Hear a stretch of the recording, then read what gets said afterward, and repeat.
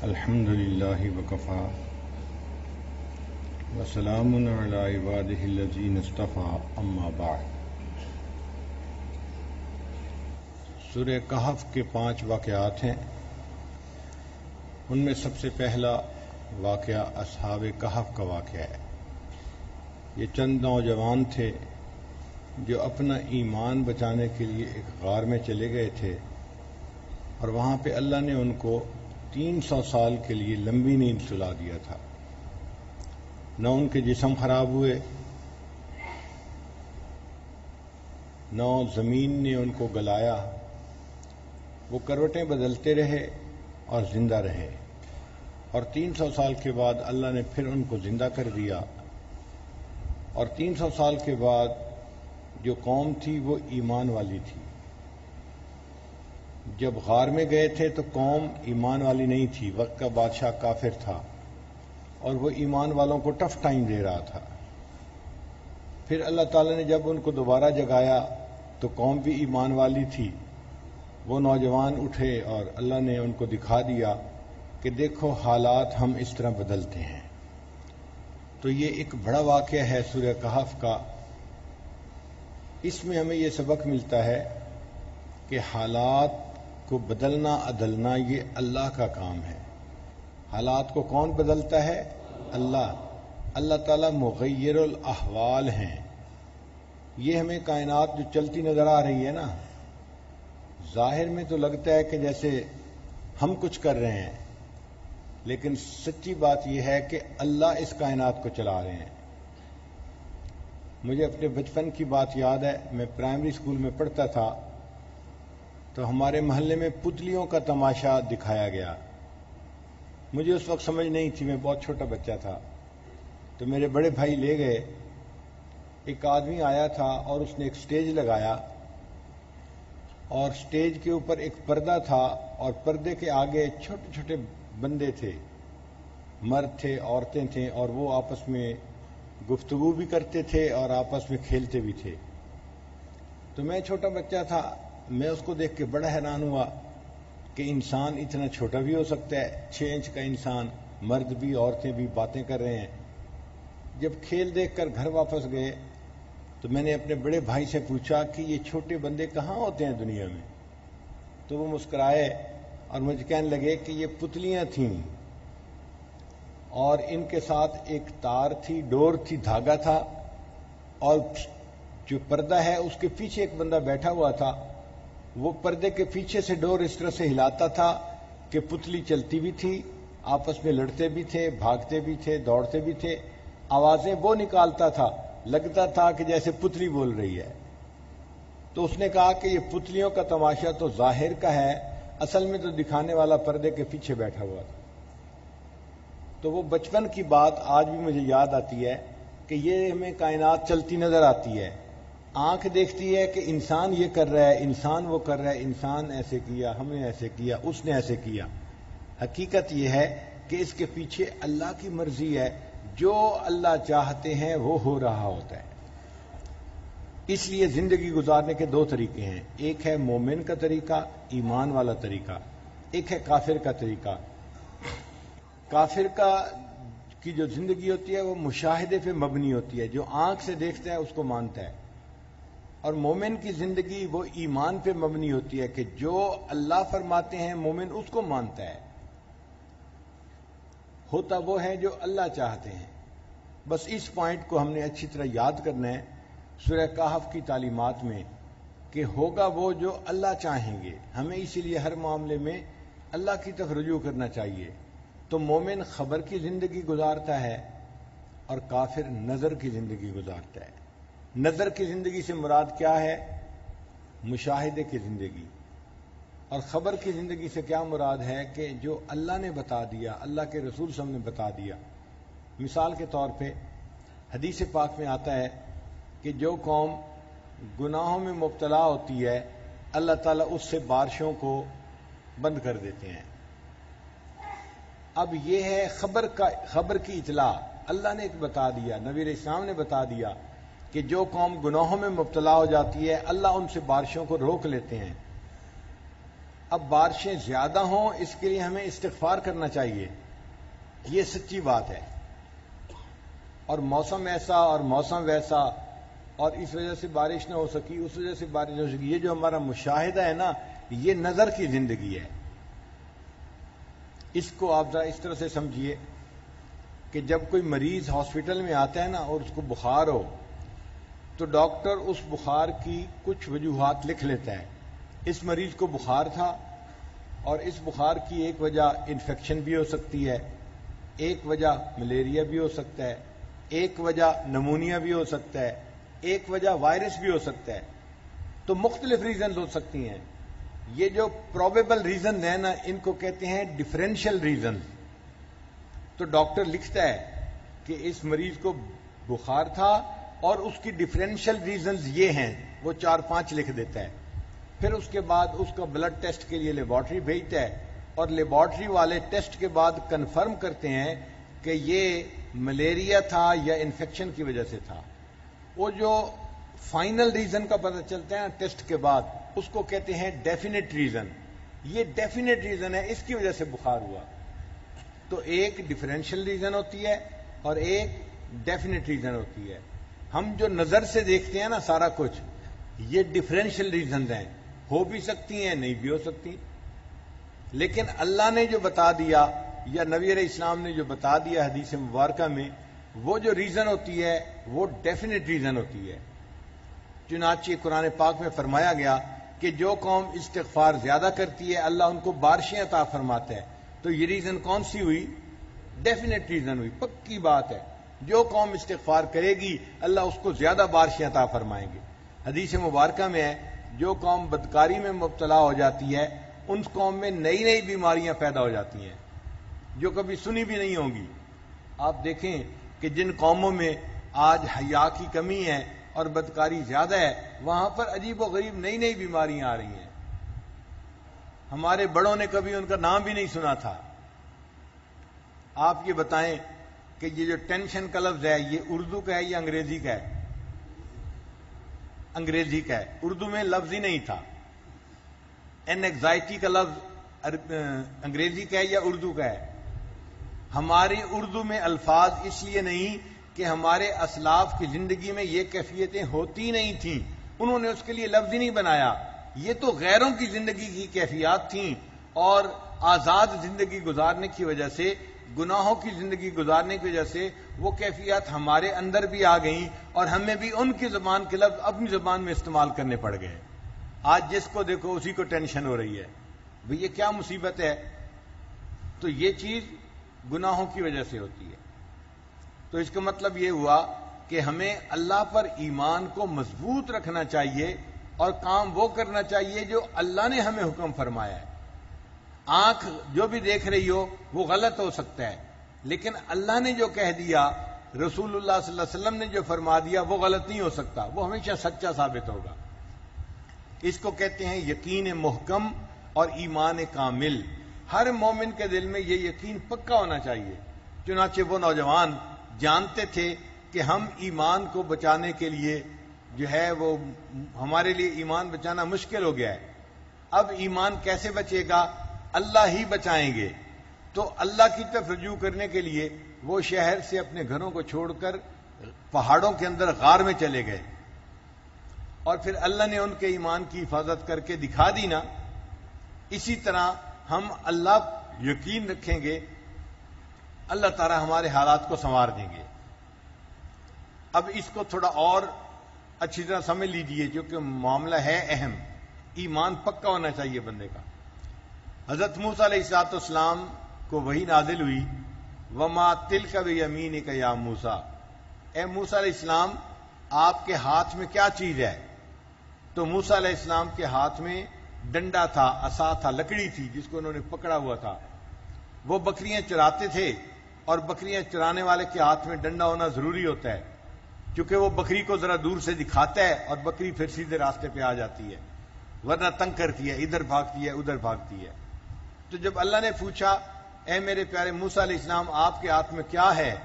قال ہی عصای، موسیٰ علیہ السلام نے جواب دیا اللہ یہ میرے ہاتھ میں لاٹھی ہے، عصا ہے، اتوکأ علیہا، میں اس پر ٹیک لگاتا ہوں، وَأَهُشُّ بِهَا عَلَى غَنَمِي، اور اپنی بکریوں کو اس سے ہانکتا ہوں، وَلِيَ فِيهَا مَآرِبُ أُخْرَى، میرے لیے اور بھی اس میں بڑے بینیفٹ ہیں، مجھے اس سے بڑا فائدہ ہے۔ یعنی موسیٰ علیہ السلام نے کہا کہ یہ لکڑی ہے جو بکریاں چرانے والے بندے کو فائدہ پہنچاتی ہے، اس کو فائدے کی چیز بتایا۔ اللہ نے فرما دیا کہ القھا یا موسیٰ، اے موسیٰ علیہ السلام اس لکڑی کو زمین پر پھینک دو۔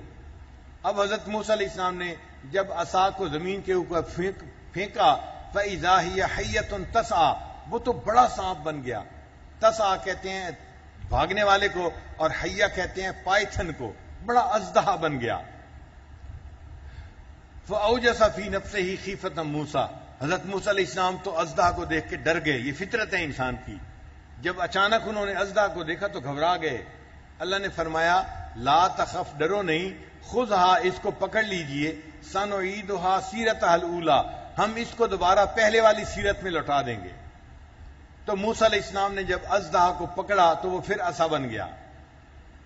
اب یہ جو لاٹھی سے اژدہا بنا اور اژدہا سے پھر لاٹھی بنی، اس کا مقصد کوئی موسیٰ علیہ السلام کو شو دکھانا نہیں تھا، بلکہ موسیٰ علیہ السلام کو ایک سبق پڑھانا تھا کہ اے میرے پیارے پیغمبر علیہ الصلوۃ والسلام، تم جس چیز کو فائدے کی چیز بتا رہے تھے، ہمارے حکم سے تم نے اس کو زمین پہ ڈالا تو وہ نقصان دینے والی چیز سانپ بن گئی، اور جس کو نقصان دینے والی چیز سمجھ رہے تھے اور آپ دور بھاگ رہے تھے، ہمارے حکم سے جب آپ نے اس کو پکڑا تو وہ پھر لاٹھی فائدے والی چیز بن گئی۔ تو نفع اور نقصان یہ چیزوں میں نہیں ہوتا، نفع اور نقصان ہم چیزوں میں خود ڈال دیتے ہیں۔ ہم چاہیں تو اس کو نفع کی چیز بنا دیتے ہیں، ہم چاہیں تو اس کو نقصان کی چیز بنا دیتے ہیں۔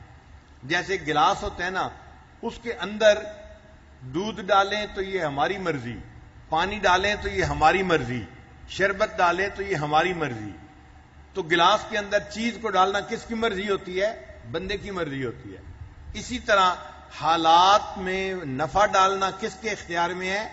اللہ کے۔ حالات میں نقصان ڈالنا کس کے اختیار میں ہے؟ اللہ کے۔ تو ہمیں اللہ پہ نظر رکھنی چاہیے۔ حالات کو صرف دیکھ کے انسان اگر فیصلے کر لے گا تو غلط قدم اٹھا لے گا۔ یہ بات اچھی طرح سمجھ آ گئی؟ مغیر الاحوال کون ہے؟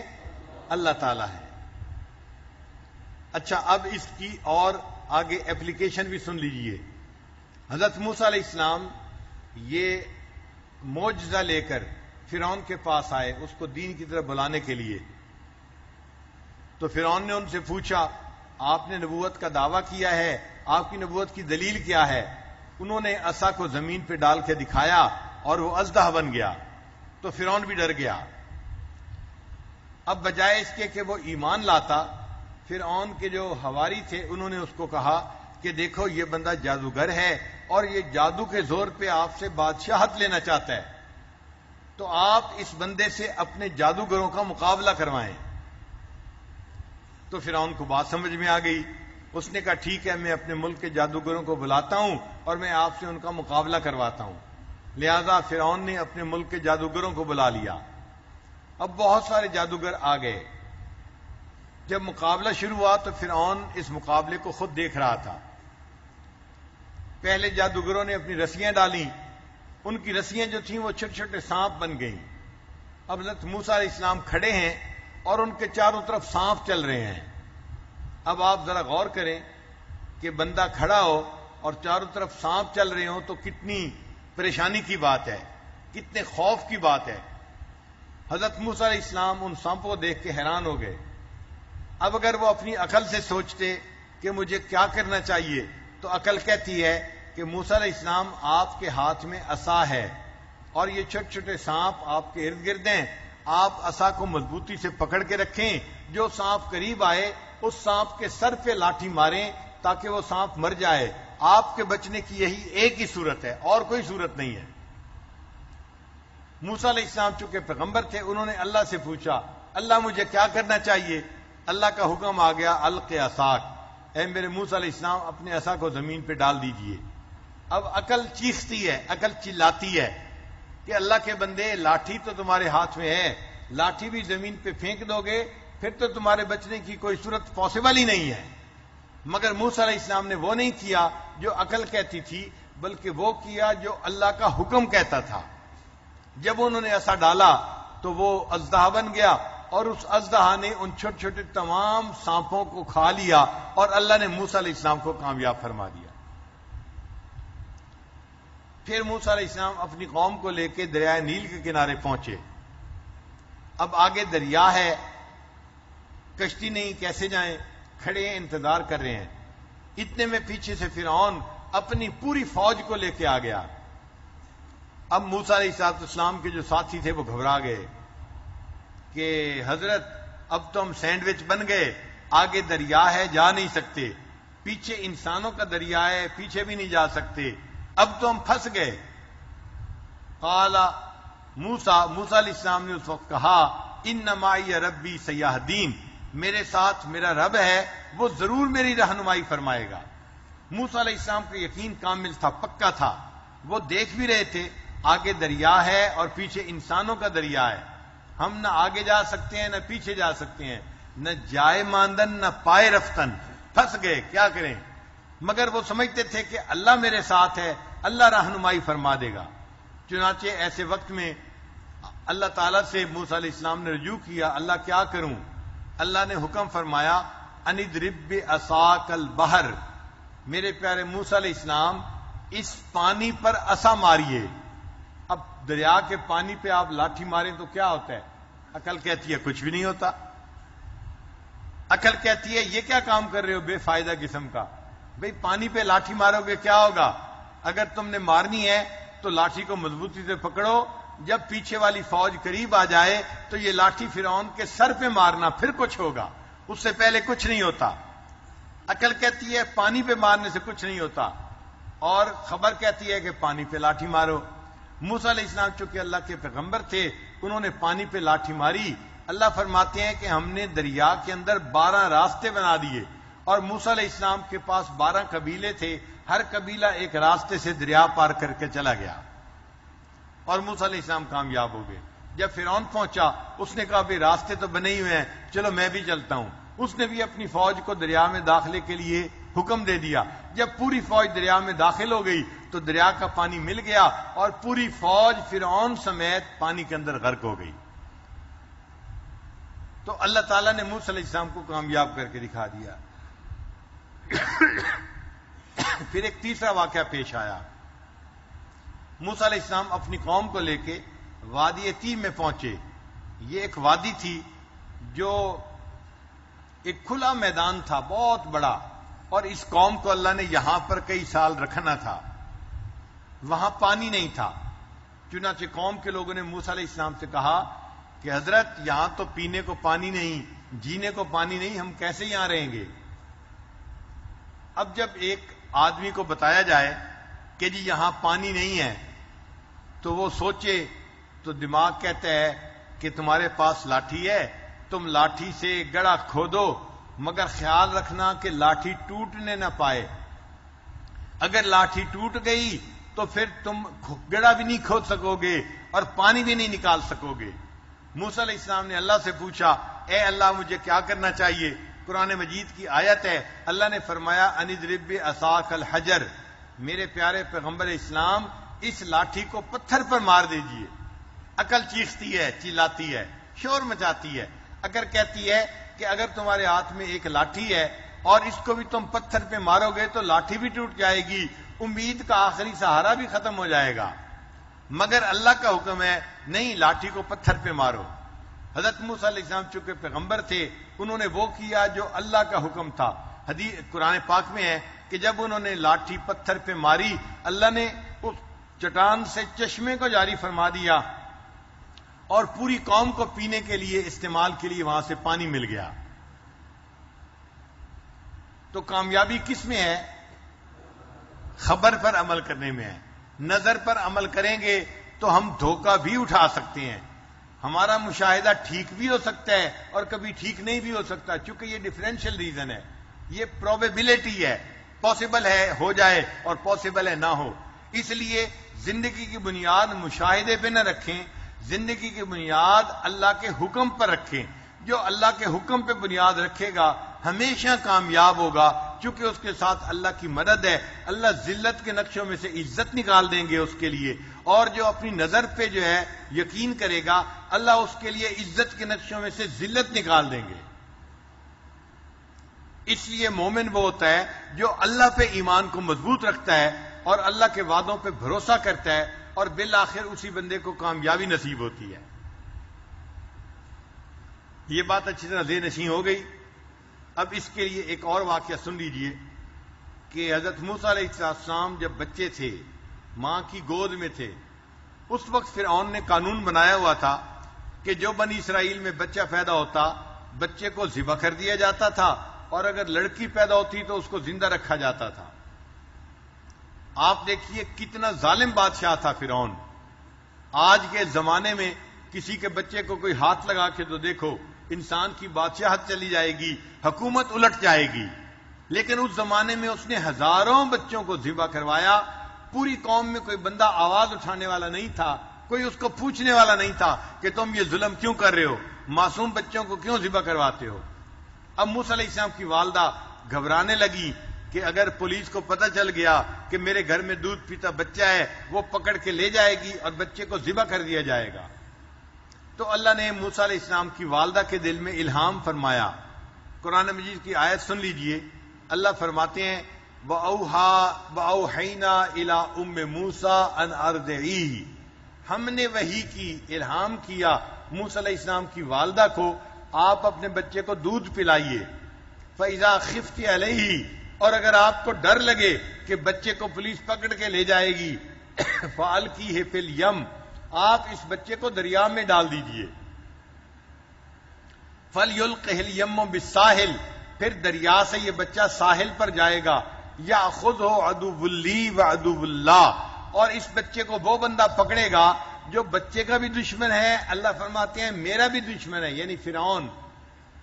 مگر اللہ فرماتے ہیں وَلَا تَخَافِي وَلَا تَحْزَنِي، تم ڈرنا بھی نہیں، گھبرانا بھی نہیں، اِنَّا رَادُوهُ إِلَيْكَ، ہم اس بچے کو تمہارے پاس واپس لوٹائیں گے، وَجَاعِلُوهُ مِنَ الْمُرْسَلِينَ، اور ہم نے اس بچے کو رسولوں میں سے بنانا ہے۔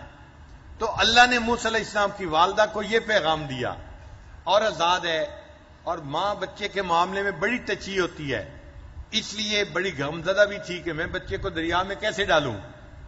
عقل کہتی ہے یا اللہ اگر آپ بچے کو بچانا چاہتے ہیں، میں بچے کو چھت کے اوپر جا کے لٹا آتی ہوں، کوئی پولیس والا چھت پہ جا ہی نہیں، اگر چھت پہ نہیں تو میں کسی غار میں لٹا آتی ہوں، پولیس والا غار میں جا ہی نہ سکے۔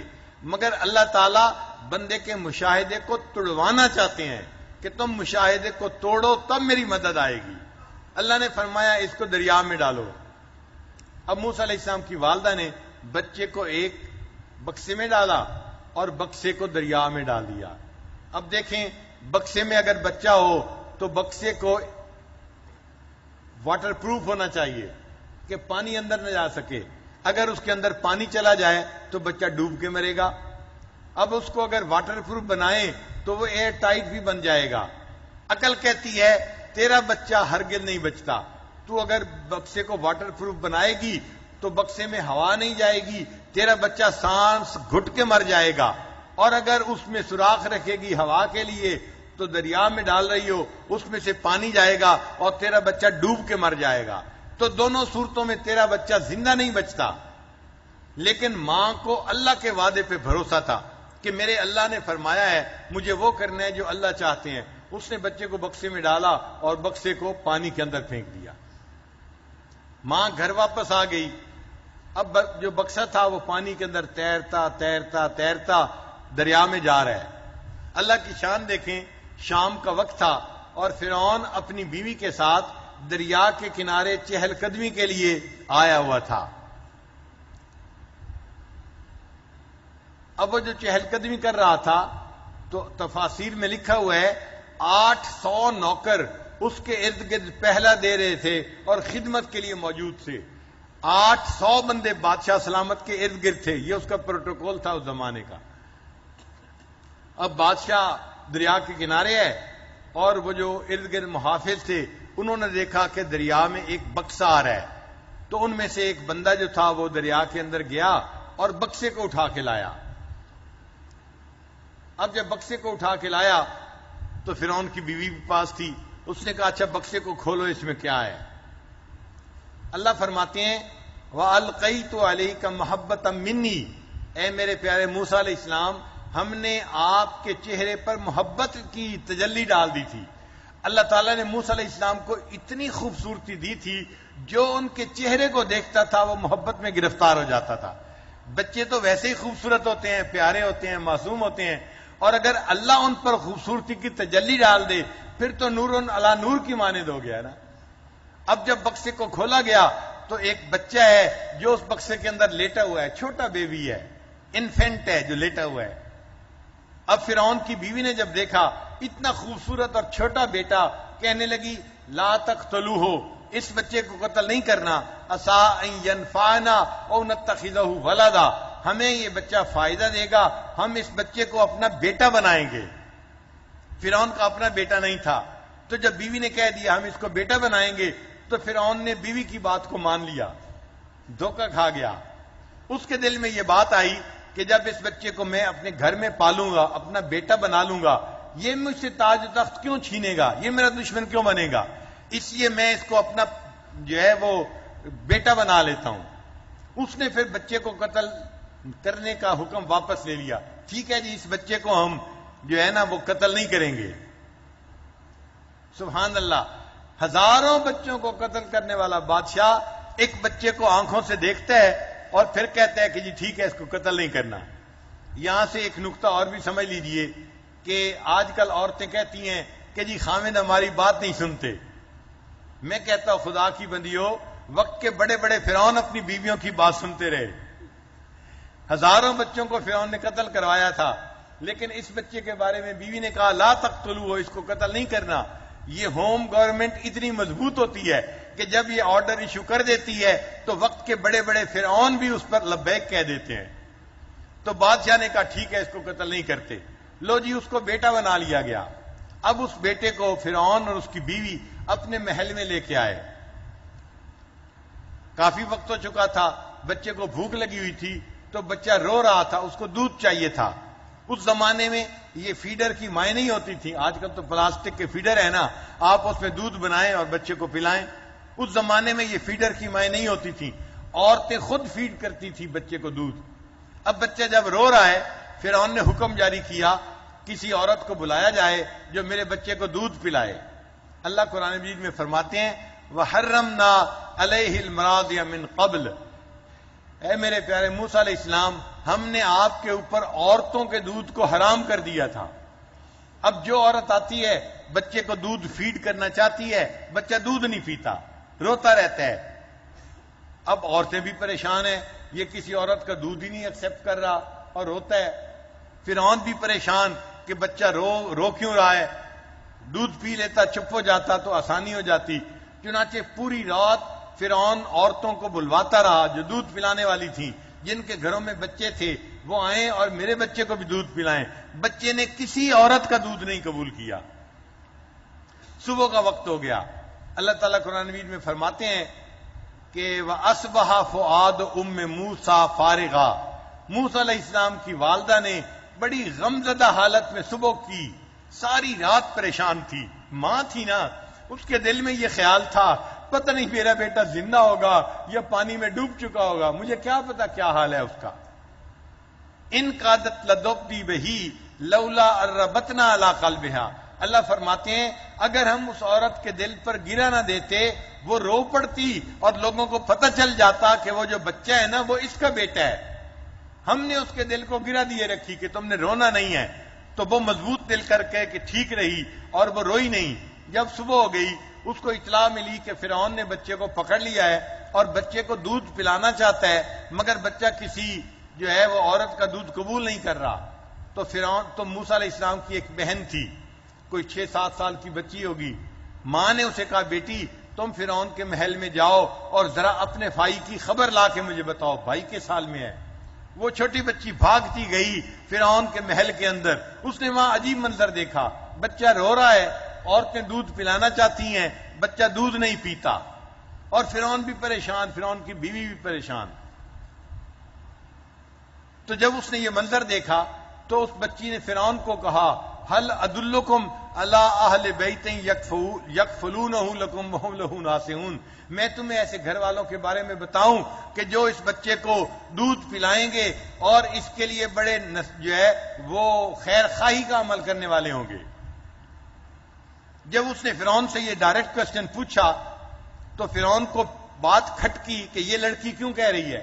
اس نے اس کے بال پکڑ کے پوچھا تم کیوں کہہ رہی ہے کہ وہ بڑے اس کے خیر خواہ ہوں گے، وہ بھی موسیٰ علیہ السلام کی بہن تھی۔ اس نے جواب دیا جناب ہم آپ کی رعایا ہیں، ہم اس بچے کی خیر خواہی نہیں کریں گے تو کون کرے گا؟ فرعون کہنے لگا اچھا ٹھیک ہے، جاؤ تم جس عورت کو بلانا چاہتی ہو بلا کے لاؤ۔ چنانچہ وہ لڑکی بھاگتی ہوئی آئی، امی امی چلیں بھائی کسی کا دودھ نہیں پی رہا، آپ چلیں اس کو دودھ پلائیں۔ اب موسیٰ علیہ السلام کی والدہ محل میں آئی اور اس نے آ کے جیسے بچے کو گود میں لیا اور اس کو دودھ فیڈ کرنا شروع کیا تو بچے نے ماں کا دودھ پینا شروع کر دیا۔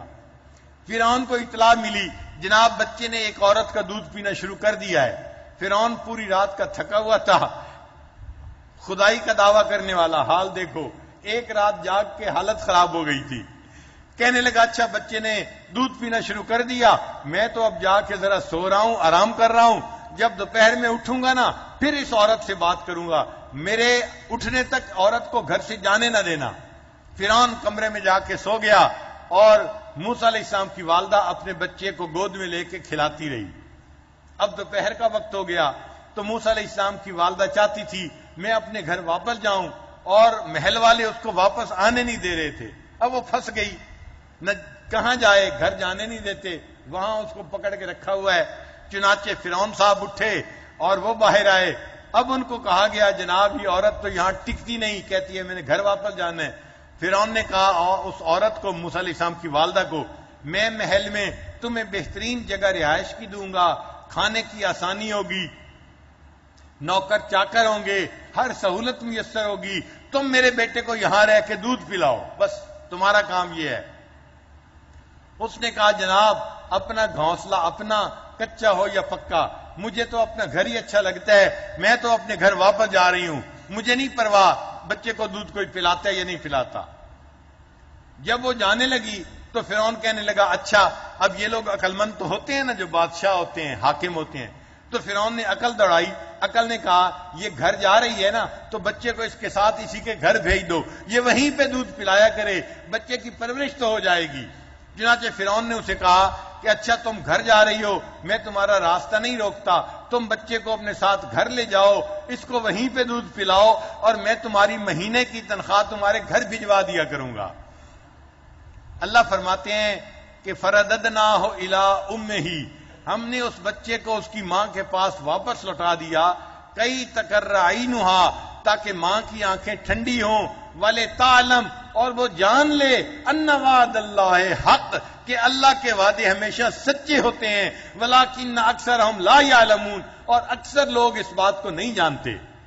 تو دیکھیں اللہ نے موسیٰ علیہ السلام کو والدہ کے پاس واپس پہنچا کے دکھا دیا، ہاتھ بھی فرعون کے لگا تھا اور اللہ نے محفوظ کر کے پھر والدہ کے ہاتھ میں واپس پہنچا دیا۔ تو اللہ کے وعدے ہمیشہ سچے ہوتے ہیں، انسان کو اللہ کے وعدوں پہ یقین کرنا چاہیے، بھروسہ کرنا چاہیے۔ ایک اور واقعہ سن لیجئے، اللہ کے پیارے حبیب صلی اللہ علیہ وسلم مکہ مکرمہ میں تھے۔ اب مکہ مکرمہ کے جو بڑے بڑے سردار ہیں، مخالف ہیں، وہ مومنوں کو، مسلمانوں کو وہاں رہنے نہیں دیتے، جو غلام ہیں ان کو مارتے ہیں، ان کو گھسیٹتے ہیں، ان کے سینے پر چٹان رکھ دیتے ہیں، ان کو دھوپ کے اندر سزا دیتے ہیں، اور نبی علیہ الصلوۃ والسلام کو شہید کرنے کا بھی وہ فیصلہ کر چکے ہیں۔ تو مکہ مکرمہ میں رہنا مشکل ہو گیا ہے۔ تو نبی علیہ الصلوۃ والسلام نے ارادہ کیا کہ میں یہاں سے مدینہ ہجرت کر جاتا ہوں۔ چنانچہ جب نبی علیہ السلام ہجرت کے لیے تیار ہو گئے تھے، اس وقت اللہ تعالیٰ آیتیں اتار رہے ہیں، ان الذی فرض علیک القرآن لرادک الی معاد، جس پروردگار نے آپ کے اوپر قرآن کو نازل کیا وہ آپ کو آپ کے اس ٹھکانے کی طرف واپس لوٹائے گا۔ اب ظاہری عقل سے سوچیں، عقل کہتی ہے اس شہر میں رہ تو سکتا نہیں، میرا اپنا گھر ہے، لوگ رہنے نہیں دیتے، مجھے شہر سے نکالا جا رہا ہے، اور اللہ آپ کہتے ہیں کہ میں آپ کو یہاں واپس لوٹاؤں گا، یہ کیسے پاسبل ہو؟ عقل اس بات کو تسلیم نہیں کرتی۔ مگر اللہ کا قرآن تھا. نبی علیہ السلام جانتے تھے اللہ مجھے یقیناً واپس لوٹائیں گے. تو نبی علیہ السلام ہجرت کر کے مدینہ تشریف لے گئے اور 8 سال کی قلیل مدت میں، تھوڑی سی مدت میں ایسا وقت حالات بدلے کہ موسیٰ علیہ السلام کہ حضرت نبی علیہ السلام مدینہ طیبہ سے فتح مکہ کے سفر پہ پھر واپس مکہ مکرمہ آئے اور اللہ نے مکہ کو فتح کروا دیا اور نبی علیہ السلام فاتح بن کر مکہ میں داخل ہوئے. حدیث مبارکہ میں ہے جب نبی علیہ السلام اپنی اونٹنی پر سوار تھے اور مکہ مکرمہ داخل ہو رہے تھے تو نبی علیہ السلام اللہ کی بارگاہ میں جھکے ہوئے تھے.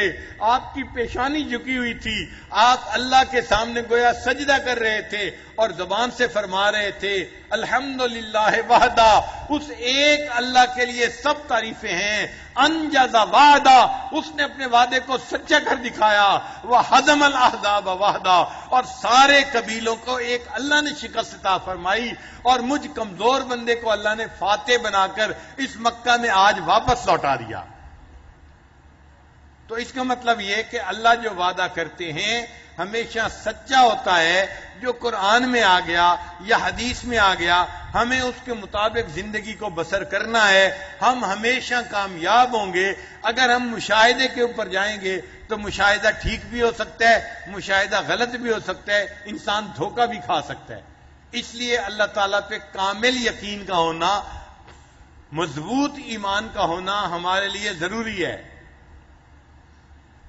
یہ بات سمجھ میں آ گئی؟ تو سورہ کہف کے قصوں میں سے پہلا قصہ ہمیں کیا سکھاتا ہے بتائیے ذرا؟ کہ ہمیں اللہ کی ذات پہ اپنے ایمان کو مضبوط کرنا چاہیے اور شریعت کے مطابق زندگی گزارنی چاہیے. ہم کامیاب ہوں گے. اور اگر ہم شریعت کی خلاف ورزی کریں گے، اگر ہم گناہوں کے راستے کے اختیار کریں گے، ظاہر میں کامیابی نظر بھی آئے گی تو بھی ناکامی ہوگی کیونکہ ہم اللہ کے حکم کے خلاف کر رہے ہوں گے. یہ بات سمجھ آ گئی نا؟ ہمارے اکابر اس یقین کو سیکھا کرتے تھے اور اس یقین کو جو ہے مضبوط کیا کرتے تھے. صحابہ کرام کا یقین اللہ کی ذات پہ بڑا مضبوط تھا. حضرت خالد بن ولید رضی اللہ تعالیٰ عنہ حضرت عمر لانو کے زمانے میں امیر لشکر تھے، یعنی کمانڈر ان چیف تھے فوج کے، خالد بن ولید لانو. اور اللہ کی شان، وہ جہاں جاتے تھے، جس محاذ پہ جاتے تھے ان کو کامیابی ہوتی تھی، جس محاذ پہ جاتے تھے کامیابی ہوتی تھی. ایک دن حضرت عمر لانو نے ایک لیٹر لکھا اور لیٹر میں یہ لکھا کہ خالد بن ولید، ایک بندے کو میں یہ خط دے کے بھیج رہا ہوں، جب یہ خط آپ کے ہاتھ میں پہنچے تو آپ کمانڈر ان چیف کے عہدے سے معزول کر دیے گئے. آپ کو میں نے اس عہدے سے ہٹا دیا اور جس بندے کو میں نے بھیجا ہے اس بندے کو میں نے کمانڈر ان چیف بنا دیا. اب خالد بن ولید لانو فتوحات کرنے والے ایسے عظیم صحابی حیران ہیں. ایک بندہ آیا، جی امیر المومنین کا یہ پیغام ہے، انہوں نے یہ لیٹر دیا ہے اور اس پہ آفس آرڈر تھا کہ آپ کو کمانڈر ان چیف کے عہدے سے معزول کیا جاتا ہے اور آنے والا جو بندہ ہے یہ کمانڈر ان چیف ہوگا. اور آپ کے لیے 2 آپشنز ہیں. اگر آپ ایک عام سپاہی بن کے لڑنا چاہتے ہیں آپ وہاں لڑیں، وہاں رہیں اور وہیں پہ لڑیں، اور اگر آپ واپس آنا چاہتے ہیں تو میرے پاس مدینہ منورہ میں آپ واپس آ جائیں، چونکہ آپ کمانڈر ان چیف معزول ہو رہے ہیں، میرے پاس آ کے زندگی گزاریں. خالد بن ولید کو وہ لیٹر ملا، انہوں نے فیصلہ کر لیا کہ جی ٹھیک ہے، آنے والا بندہ کمانڈر ان چیف یہ ہے. انہوں نے اپنے پورے اختیارات اس کو دے دیے اور اس کو فوج کا کمانڈر ان چیف بنا دیا اور اپنے بارے میں فیصلہ کیا کہ میں ایک عام سپاہی بن کر یہیں رہوں گا اور اللہ کے راستے میں لڑائی کروں گا، جہاد کروں گا. یہ اسلامی تاریخ کا بڑا عجیب و غریب واقعہ ہے. کسی نے خالد بن ولید سے پوچھا، آپ پوری فوج کے کمانڈر ان چیف تھے، بغیر کسی غلطی کے امیر المومنین نے آپ کو معزول کر دیا اور آپ نے ایک عام سپاہی بن کر لڑنے کو ترجیح دی، آپ واپس مدینہ کیوں نہیں چلے گئے؟ انہوں نے کہا اس لیے کہ میں کمانڈر ان چیف بن کے جس اللہ کو راضی کرنے کے لیے لڑ رہا تھا، جب میں عام سپاہی بن کر لڑا تب بھی اسی اللہ کو راضی کرنے کے لیے لڑ رہا تھا. میرے مقصد میں فرق نہیں آیا، اس لیے میں واپس مدینہ نہیں آیا، میں نے سپاہی بن کے لڑنے کو پسند کیا. کسی نے حضرت عمر رضی اللہ عنہ سے پوچھا امیر المومنین آپ نے فوج کو اتنے بڑے کمانڈر ان چیف سے محروم کر دیا تو آپ نے امت کا فائدہ نہیں کیا. تو عمر رضی اللہ عنہ نے جواب دیا کہ میں نے امت کا فائدہ کیا ہے، امت کا نقصان نہیں کیا. حضرت کیسے؟ اتنا کیپیبل کمانڈر ان چیف تھا، جہاں جاتا تھا فتح ہوتی تھی، ان میں تدبر تھا، بہادری تھی، بڑے حوصلے والے تھے، وقت کے مناسب بڑے اچھے ڈیسیژن لیتے تھے. آپ نے ان کو کیوں معزول کر دیا؟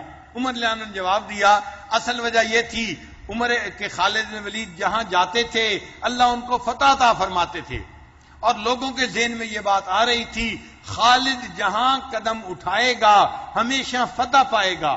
تو اللہ سے نظر ہٹ کے لوگوں کی خالد بن ولید پر نظر جا رہی تھی.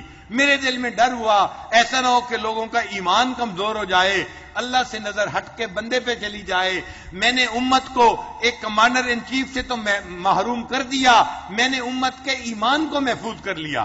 اب جو نیا کمانڈر ان چیف بنے گا اس کے ساتھ اللہ کی مدد ہوگی، وہ بھی جہاں جائے گا اللہ فتح عطا فرمائیں گے، اور لوگوں کی نظر لوگوں پر نہیں ہوگی بلکہ لوگوں کی نظر اللہ کی ذات پر ہوگی. تو صحابہ کرام بھی اس چیز کا بڑا خیال رکھتے تھے کہ ہماری نظر کس پہ رہنی چاہیے؟ اللہ کی ذات پہ رہنی چاہیے. اس لیے مدارس میں علماء یقین بناتے ہیں، خانقاہوں میں مشائخ یقین بناتے ہیں، اور اس یقین کی وجہ سے انسان کا ایمان مضبوط ہو جاتا ہے. مدارس میں کیسے یقین بنتا ہے؟ ہمارے اکابر کا ایک مدرسہ تھا، اکابر علماء دیوبند کا. دیوبند ایک چھوٹی سی بستی ہے انڈیا میں، وہاں ایک مدرسہ تھا، اس کو بنایا حضرت مولانا قاسم نانوتوی رحمۃ اللہ علیہ نے. اچھا آج ہم مدرسے بناتے ہیں نا تو ہماری حالت یہ ہے ہم اللہ سے دعائیں مانگتے ہیں، اے اللہ مدرسے چلنے کے لیے کوئی مستقل آمدنی کا ذریعہ ہو جائے تاکہ یہ جو ہر وقت کی ٹینشن ہے نا یہ ختم ہو جائے، اور ہم تنخواہیں دے سکیں بچوں کے لیے، ہم جو ہے وہ کھانے کا انتظام کر سکیں، یہ ہر وقت کی ذہنی جو ٹینشن ہے اس سے نجات دے دے. اے اللہ مدرسے کے لیے کوئی مستقل آمدنی کا ذریعہ بنا دے. پھر ہم اپنی کھیتی باڑی کرتے ہیں، محنت مزدوری کرتے ہیں، اور اپنے مدرسوں کو ہم اپنی مدد آپ کے تحت چلاتے ہیں، یا بعض جگہوں پہ لوگ چندہ کرتے ہیں اور مدرسوں کو چلاتے ہیں. ہماری حالت یہ ہے. حضرت مولانا قاسم نانوتوی رحمۃ اللہ نے مدرسہ بنایا، انہوں نے مدرسے کے اصول بنائے 8. کتنے اصول بنائے؟ 8 اصول بنائے. اس کو اصول ہشتگانہ کہتے ہیں، فارسی میں 8 کو ہشت کہتے ہیں. تو اصول ہشتگانہ بنائے کہ ان اصولوں کے مطابق مدرسہ چلے گا. ان اصول ہشتگانہ میں ایک اصول انہوں نے یہ بنایا کہ اگر کوئی دارالعلوم کے لیے مستقل آمدنی کا کوئی ذریعہ دے گا تو ہم اس ذریعے کو کبھی قبول نہیں کریں گے. لوگ ہوتے ہیں نا، میں جی 1 مربع زمین وقف کرتا ہوں مدرسے کے لیے، میں فلاں پلازا وقف کرتا ہوں، اس کا کرایہ مدرسے کے جو ہے نا خرچے خراجات میں کام آئے گا، میں یہ کرتا ہوں، میں وہ کرتا ہوں. تو انہوں نے اصول بنایا کہ اگر کوئی بندہ مستقل آمدنی کا کوئی ذریعہ مدرسے کے لیے وقف کرے گا اس کو قبول ہی نہیں کیا جائے گا. لوگوں نے پوچھا حضرت آپ نے یہ اصول کیوں بنایا؟ فرمایا اس لیے اگر ہم اس ذریعے کو قبول کر لیں گے ہماری نگاہیں اس ذریعے پر چلی جائیں گی، اللہ کی مدد ختم ہو جائے گی. میں نہیں چاہتا کوئی مستقل آمدنی کا ذریعہ ہو، ہماری توجہ ہر وقت اللہ کی طرف رہے تاکہ اللہ ہماری ضرورتوں کو خود پورا کرتا رہے. تو دیکھو ہمارے اکابر کا یقین اللہ کی ذات پہ کیسا تھا، اور خانقاہوں میں بھی یہی یقین سکھایا جاتا تھا. مردوں کے یقین تو خیر بڑے مضبوط ہوتے ہیں، عورتیں اس معاملے میں ذرا کمزور ہوتی ہیں، جلدی گھبرا جاتی ہیں. میں آپ کو ایک عورت کا واقعہ سناتا ہوں. اس کا نام تھا رابعہ بصری. کیا نام تھا؟ بصرہ کی رہنے والی تھی، اللہ کی ایک نیک بندی تھی. اس نے اپنے مشائخ سے ایمان سیکھا تھا، یقین سیکھا تھا. چنانچہ پھر وہ بڑی عمر جب ہو گئی تو خود بڑی نیک عورت تھی اور اس کے پاس لوگ دعائیں کروانے کے لیے آیا کرتے تھے. ایک دن ان کے ہاں کوئی 8-10 علماء دعا کروانے کے لیے آئے اور رات کا وقت ہو گیا، مغرب کا وقت ہو گیا. دروازہ کٹکھٹایا گیا. رابعہ بصریہ نے اپنی خادمہ سے کہا ذرا جا کے دیکھو دروازہ کس نے کھٹکھٹایا ہے. اس نے کہا جی کوئی بندہ کھانا لایا ہے. رابعہ نے کہا کہ اچھا گنو کتنی روٹیاں ہیں. اس نے جا کے گنی، کہنے لگی 9 روٹیاں ہیں. رابعہ بصریہ نے کہا یہ میری نہیں ہے، اس بندے کو کھانا کسی اور کو جا کے دے دے، یہ میرے لیے نہیں ہے. وہ بندہ واپس چلا گیا. اب گھر میں کچھ تھا بھی نہیں کہ پکا کے مہمانوں کو کھلائیں، تو خادمہ پریشان تھی کہ مہمان ہیں تو ان کو کھانا بھی تو کھلانا ہے، اور اس کھانا لانے والے کو رابعہ بصری نے واپس بھیج دیا. پھر 1 گھنٹے کے بعد دوبارہ ایک بندہ آیا، دروازہ کھٹکھٹایا، خادمہ کو بھیجا جاؤ دیکھو کون ہے. اس نے کہا جی کوئی بندہ کھانا تحفے میں لے کے آیا ہے. اس نے کہا کہ اچھا روٹیاں گنو کتنی ہیں. کہنے لگی 9 روٹیاں ہیں. اس نے کہا کہ یہ کھانا میرا نہیں ہے، اس کو واپس چلا جائے. اب خادمہ بڑی پریشان کہ بھائی عشاء کا وقت ہو گیا، کھانا کھلانا ہے مہمانوں کو، کھانا ہم قبول کر لیتے، مہمانوں کو کھلا دیتے، بات مکمل ہو جاتی. لیکن رابعہ بھی عجیب ہے، کہتی ہے کہ واپس کر دو، یہ میرا کھانا نہیں ہے. اس نے خیر اس کھانے والے کو بھی نہ کر دی. اب اور دیر ہو گئی. اب مہمانوں کے سونے کا وقت قریب تھا تو مہمانوں کو کھانا کھلانا چاہیے تھا. کافی دیر کے بعد پھر دروازہ کھٹکھٹایا گیا. رابعہ نے خادمہ کو بھیجا جاؤ دیکھو کون ہے. اس نے کہا جی کھانا لے کے ایک بندہ آیا ہے. کہنے لگی روٹیاں گنو کتنی ہیں. کہنے لگی 9 روٹیاں ہیں. رابعہ نے کہا یہ میرا کھانا نہیں ہے، کسی اور کہے اس کو چلا جائے یہاں سے واپس. خادمہ نے ہاتھ جوڑے کہ رابعہ آپ کھانا بار بار واپس بھیج رہی ہیں، مہمان گھر میں بیٹھے ہیں، ان کو کھانا کیسے کھلائیں گے، اب تو سونے کا وقت ہونے کو ہے. رابعہ نے کہا میں نے تمہیں کہا ہے یہ میرا کھانا نہیں ہے، یہ کسی اور کا کھانا ہے. تو خادمہ نے پوچھا آپ کیسے فیصلہ کر رہی ہیں یہ کسی اور کا کھانا ہے. رابعہ نے جواب دیا صبح میرے پاس گھر میں 1 روٹی موجود تھی، ایک سائل آیا تھا، اس نے اللہ کے نام پہ مانگا تھا، میں نے وہ پوری روٹی اٹھا کے اس سائل کو عطا فرما دی تھی. اللہ کا وعدہ ہے من جاء بالحسنۃ فلہ عشر امثالھا، جو بندہ میرے راستے میں 1 خرچ کرے گا میں 10 اس بندے کو واپس لوٹاؤں گا. میں نے 1 روٹی دی تھی، اب میرے پاس 10 روٹیاں آنی چاہیے. 9 کیوں ہیں؟ یہ کسی اور کی ہے، میری نہیں ہے. جب رابعہ نے یہ کہا اس نے پاؤں پکڑ لیے. خادمہ کہنے لگی روٹیاں 10 ہی تھیں، 1 روٹی میں نے اپنے لیے رکھ لی تھی اور آپ کو 9 روٹیاں بتائی تھیں، ورنہ یہ 10 روٹیاں ہی لے کے آیا ہے. رابعہ نے کہا اگر 10 روٹیاں ہیں قبول کر لو، یہ میرا رزق ہے جو اللہ نے میرے لیے بھیجا ہے. دیکھو عورت ذات ہے مگر اس کو اللہ کے وعدے پہ کتنا پکا یقین ہے. ہمیں بھی اگر اللہ کے وعدوں پہ یہ پکا یقین ہو جائے، ہماری زندگی کامیاب ہو جائے، پریشانیوں سے ہماری جان چھوٹ جائے، اور اللہ تعالی ہمیں دنیا میں عزتوں کی اور سکون کی زندگی عطا فرمائے. لہذا ہم نے اس اعتکاف میں سورہ کہف کا ترجمہ تفسیر پڑھی ہے. ہم نے ذہن میں یہ بات بٹھانی ہے ہم نے زندگی کس کے حکم کے مطابق گزارنی ہے؟ اللہ کے حکم کے مطابق گزارنی ہے. ہم نے اگر کبھی بھروسہ کرنا ہے تو کس پہ کرنا ہے؟ اللہ پہ بھروسہ کرنا ہے. اللہ سے بہتر بھروسہ ہم کہیں نہیں کر سکتے. نہ کہیں جہاں میں اما ملی، جو اما ملی تو کہاں ملی، نہ کہیں جہاں میں اما ملی، جو اما ملی تو کہاں ملی. میرے جرم خانہ خراب کو تیرے عفو بندہ نواز میں. اگر بندہ پریشان ہوتا ہے دنیا میں کہیں سکون نہیں ملتا، اگر ملتا ہے تو اللہ کے در پہ ملتا ہے. پریشانی کے عالم میں آپ لوگوں کے گھروں میں مت جائیں، لوگوں کے دفتروں میں مت جائیں، ان سے جا کے فریاد اور ریکویسٹ مت کریں. جب پریشانی ہو، بیماری ہو، مصیبت ہو، مصلی پہ وضو کر کے آ جائیں. یہ اللہ کا در ہے. 2 رکعت نفل پڑھ کے دامن اٹھا کے اللہ سے دعائیں مانگے، اللہ پریشانی بھی ختم کر دیں گے، مصیبت سے بھی محفوظ فرما دیں گے، اللہ مدد بھی فرما دیں گے، قرضوں سے بھی نجات عطا فرما دیں گے، اللہ ذلت کے نقشوں میں سے عزت نکال دیں گے، ناکامی کے نقشوں میں سے بندے کے لیے کامیابی عطا فرما دیں گے. ہمارا یقین جتنا اللہ پہ پختہ ہوگا اتنی ہماری زندگی کامیاب ہوگی. ہم نے سورہ کہف میں اصحاب کہف کے قصے سے یہ سبق سیکھا ہے. ہم انشاءاللہ اپنے دلوں میں مضبوط ایمان کو پیدا کریں گے اور اسی کے اوپر ہم اپنی پوری زندگی گزاریں گے. آپ دیکھیے ہماری فوج کے جو مختلف اصول ہیں ان میں یقین کامل یہ بھی ایک مستقل اصول ہے ان کا لکھا ہوا. آپس میں اتحاد بھی ہو اور یقین کامل بھی ہو، کیونکہ اس سے اللہ کی مدد اترتی ہے۔ یہ یقین کامل ہمارے اوپر آ گیا، اللہ ہمارے گھروں میں اپنی برکتیں عطا فرمائیں گے، اللہ ہمارے اس ملک کی حفاظت فرمائیں گے، اور اللہ ہمیں دنیا میں کامیابی عطا فرمائیں گے۔ دعا ہے اللہ ہمارے پیارے ملک کی حفاظت فرمائے، اس کو دشمنوں کی دشمنی سے محفوظ فرمائے، اور اس کو اللہ تعالیٰ دین کا قلعہ بنائے، اور ہمیں شریعت کے مطابق زندگی گزارنے کی توفیق عطا فرمائے۔ اور جو ہمارے ملک کے دشمن ہیں اندرونی یا بیرونی، اللہ ان کو ہدایت عطا فرمائے، اور جن کی قسمت میں ہدایت نہیں اللہ ان کو چن چن کے دفع دور فرمائے۔ وآخر دعوانا ان الحمد للہ رب العالمین۔ تھوڑی دیر کے لیے مراقبہ کر لیجئے، پھر دعا کرتے ہیں۔ آنکھوں کو بند کر لیجئے، سر کو جھکا لیجئے، دنیا اور جو کوئی دنیا میں ہے اس سے ہٹ کٹ کے اللہ کی یاد میں ڈوب جائیے۔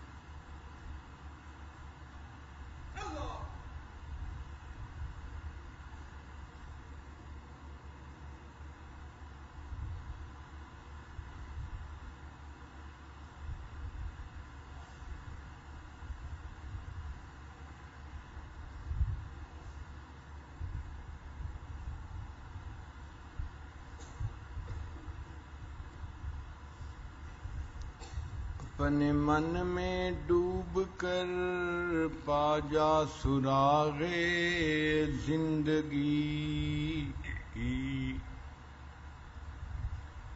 اپنے من میں ڈوب کر پا جا سراغ زندگی، تو اگر میرا نہیں بنتا نہ بن اپنا تو بن، من کی دنیا سود و مستی جذب و شوق، تن کی دنیا سود و سودا مکر و فن، من کی دولت ہاتھ آتی ہے تو پھر جاتی نہیں، تن کی دولت چھاؤں ہے آتا ہے دھن جاتا ہے دھن، پانی پانی کر گئی مجھ کو قلندر کی یہ بات، تو جھکا جب غیر کے آگے نہ تن تیرا نہ من، پانی پانی کر گئی مجھ کو تو مرشد کی یہ بات، تو جھکا جب نفس کے آگے نہ تن تیرا نہ من، اپنے من میں ڈوب کر پا جا سراغ زندگی، تو اگر میرا نہیں بنتا نہ بن اپنا تو بن.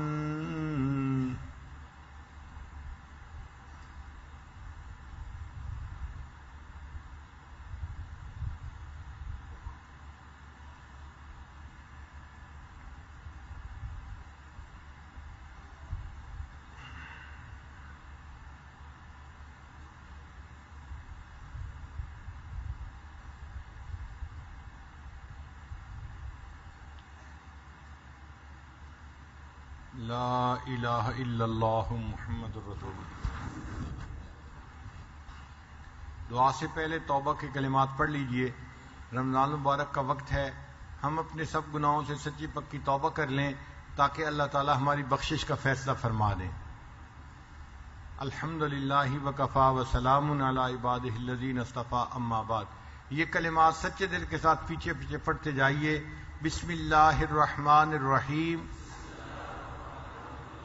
لا الہ الا اللہ محمد الرسول اللہ. آمنت باللہ وملائکتہ وکتبہ ورسلہ والیوم الآخر والقدر خیرہ وشرہ من اللہ تعالی والبعث بعد الموت.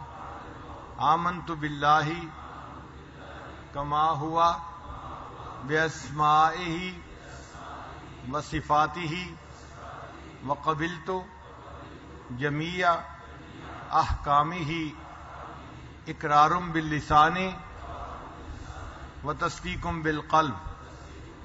اشہد ان لا الہ الا اللہ واشہد ان محمدن عبدہ ورسولہ. استغفر اللہ ربی من کل ذنب واتوب الیہ برحمتک یا ارحم الراحمین. ان کلمات کو پڑھنے سے آپ تو بتائے ہو چکے ہیں. رمضان مبارک کا بہت تھوڑا سا وقت رہ گیا. آج 27واں روزہ ہے. ہم نہیں جانتے 2 دن باقی ہیں یا 3 دن باقی ہیں، یہ اللہ جانتا ہے. بہرحال اس وقت سے فائدہ اٹھائیے اور خوب اللہ سے دعائیں کیجیے تاکہ اللہ تعالی ہماری مشکلات کو آسان بھی فرما دے اور اٹھنے سے پہلے اللہ ہمارے گناہوں کی بخشش فرما دے. حدیث پاک میں ہے کہ نبی علیہ الصلوۃ والسلام کے پاس جبریل علیہ السلام آئے اور انہوں نے بددعا کی، برباد ہو جائے وہ شخص جس نے رمضان کا مہینہ پایا اور اس نے اپنی بخشش نہ کروائی. اور نبی علیہ السلام نے ان کی دعا کو سن کے آمین کہہ دیا. اب اگر ہماری بخشش ہو گئی پھر تو ہمارے لیے عید بنے گی، اور اگر بخشش نہ ہوئی تو پھر ہمارے لیے عید نہیں ہوگی، وعید بنے گی. اس لیے یہ سیریس مسئلہ ہے. ہم نے رمضان میں اپنے گناہوں کو اللہ سے یقیناً معاف کروانا ہے. تو خوب اللہ سے دعائیں کیجیے، اللہ تعالیٰ ہماری غلطی کوتاہیوں کو معاف فرما دے.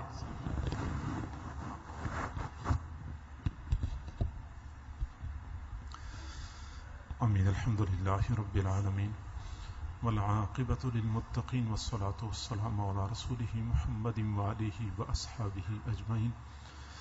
اللہم ربنا آتنا فی الدنیا حسنۃ وفی الآخرۃ حسنۃ وقنا عذاب النار. ربنا ظلمنا انفسنا وان لم تغفر لنا وترحمنا لنکونن من الخاسرین. ربنا لا تزغ قلوبنا بعد إذ هديتنا وهب لنا من لدنك رحمة إنك أنت الوهاب. اے کریم پروردگار، ہم تیرے عاجز و مسکین بندے ہیں، ہمارے حال پہ رحم فرما، ہمارے گناہوں کو معاف فرما، ہماری خطاؤں کو معاف فرما، ہمارے عیبوں کی پردہ پوشی فرما، ہمیں ذلت و رسوائی سے محفوظ فرما، در در کے دھکے کھانے سے محفوظ فرما، ہماری پریشانیوں کو ختم فرما، ہماری نیک تمناؤں کو پورا فرما. اے کریم آقا، ہمارے لیے نیک بننا مشکل ہے، تیرے لیے تو بنانا آسان ہے. اللہ ہمیں نیک بنا دیجئے، اللہ ہمیں نیک بنا دیجئے. اے اللہ، تیرے بنا بھی کیا جینا، تیرے تعلق کے بغیر بھی کوئی زندگی ہوتی ہے. ہمیں اپنا تعلق نصیب فرما۔ میرے اللہ کتنے دنوں سے تجھے منانے کے لیے تیرے در کے ساتھ چمٹے ہوئے ہیں، اللہ مزید تو ہم سے راضی ہو جا، راضی ہو جا اللہ، ناراضگی ختم فرما دیجئے۔ اے کریم پروردگار تیری کریمی کا واسطہ، اے رحیم پروردگار تیری رحیمی کا واسطہ، اے جواد پروردگار تیرے جود و سخا کا واسطہ۔ اللہ تو سخی ذات ہے، تجھے سخاوت سجتی ہے، سخاوت کا مظاہرہ فرما دیجئے، رحمتوں کے دروازے کھول دیجئے، خالی جھولیاں بھر دیجئے، اٹھے ہوئے ہاتھوں کی لاج رکھ لیجئے۔ اے اللہ اتنے بندے کسی دنیا دار کے پاس چلے جاتے، وہ بھی خالی ہاتھ نہ لوٹاتا، تو زمین و آسمان کے خزانوں کا مالک ہے، اللہ خالی ہاتھ نہ لوٹا، اللہ خالی ہاتھ نہ لوٹا۔ اے کریم پروردگار، اے رحیم پروردگار، اے حنان و منان پروردگار، اے ہمارے پیارے پروردگار، تیرے سوا ہمارا کوئی دوسرا رب نہیں، تو ہمارا رب ہے، تو نے ہمیں دینا ہے، ہمیں عطا فرما دیجئے اللہ، ہمیں عطا فرما دیجئے۔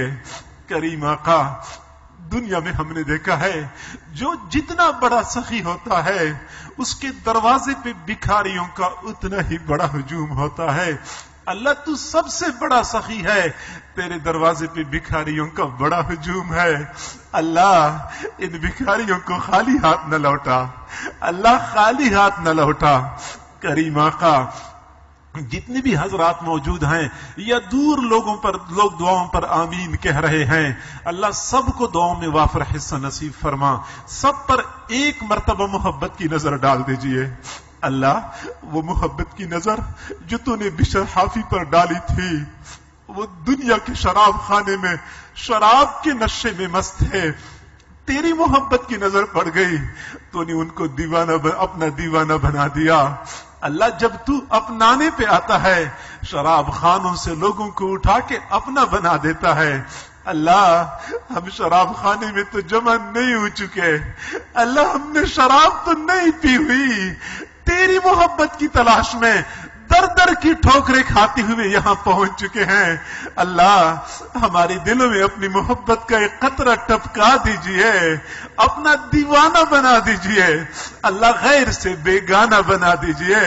اے کریم آقا، اے رحیم پروردگار، تیرے سوا ہمارا کوئی دوسرا رب نہیں، ہم جائیں تو کہاں جائیں، مانگے تو کس سے مانگے، اللہ اپنے در سے خالی ہاتھ نہ لوٹا، کریم آقا اپنے در سے خالی ہاتھ نہ لوٹا، اللہ رمضان المبارک کا مہینہ گزرتا جا رہا ہے، اللہ جو ایام گزرے یقیناً ہم نے ناقدری کی ہے، جو چند لمحات باقی ہیں اللہ ان کی قدر کرنے کی توفیق عطا فرما۔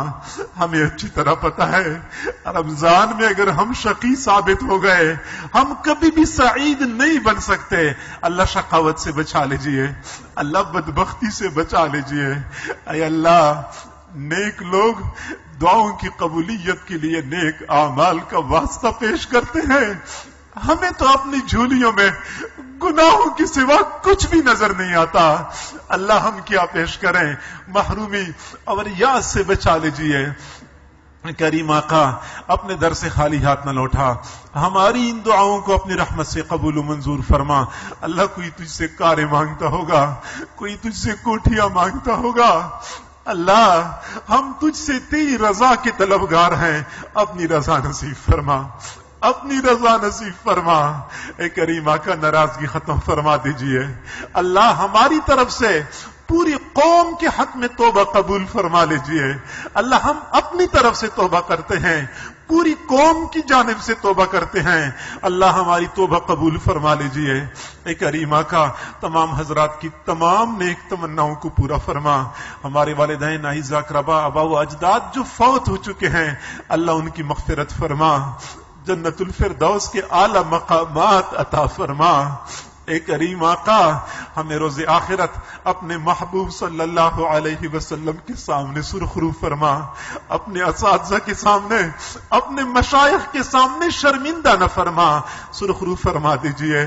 اللہ رمضان المبارک کی یہ مشقتیں، یہ بھوک اور پیاس قیامت کے دن کی سختی کے لیے اللہ ہمارے لیے کفارہ بنا دیجئے، اور قیامت کے دن کی سختی سے ہمیں بچا لیجئے۔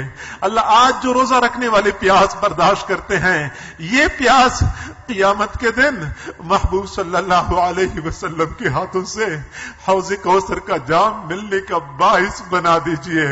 اللہ قیامت کے دن کتنے لوگ ایسے ہوں گے جو محبوب کے سامنے جائیں گے، محبوب ان کو دیکھ کے مسکرائیں گے، وہ محبوب کو دیکھ کے مسکرائیں گے، محبوب مسکراتے ہوئے حوض کوثر کا جام پیش کریں گے۔